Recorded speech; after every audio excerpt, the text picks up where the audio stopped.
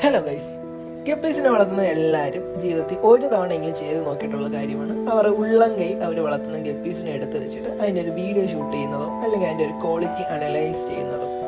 ഇന്ന് കുറച്ച് സമയം കിട്ടിയപ്പോൾ ഞാനും എൻ്റെ കയ്യിലുള്ള കുറച്ച് വെറൈറ്റി ഗപ്പീസിനെ എടുത്ത് വെച്ചിട്ട് വീഡിയോ എടുത്തിട്ടുണ്ട്.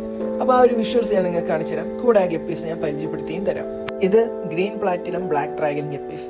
ഇമാരുടെ പേര് പറയുന്ന പോലെ ഇമാർ ബോഡി ഫുള്ളായിട്ട് ഒരു ഗ്രീൻ ടച്ചും അതുപോലെ ബ്ലാക്ക് ഡ്രാഗന്റെ പാറ്റേണുമാണ്.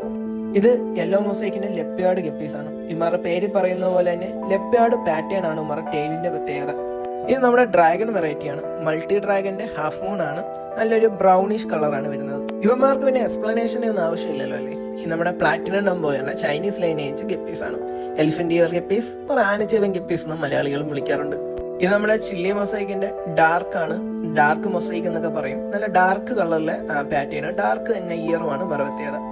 ഇത് യെല്ലോ ടൈഗർ, നമ്മുടെ ഫാമിലെ ബേസ് ക്വാളിറ്റീസ് വരുന്ന ഗപ്പീസിന്റെ വെറൈറ്റി ആണ്. ആർക്ക് വേണമെങ്കിൽ സിമ്പിൾ ആയിട്ട് ബ്രീഡ് ചെയ്യാൻ പറ്റുന്ന ഒരുപാട് കുട്ടികളെ തരുന്ന ഒരു വെറൈറ്റി ഗപ്പീസ്.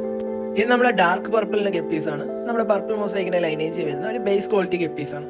അപ്പൊ ബാക്കി വിഷസിന്റെ വീഡിയോ ആയിട്ട് ഞാൻ അടുത്തൊരു പാട്ട് വരാം.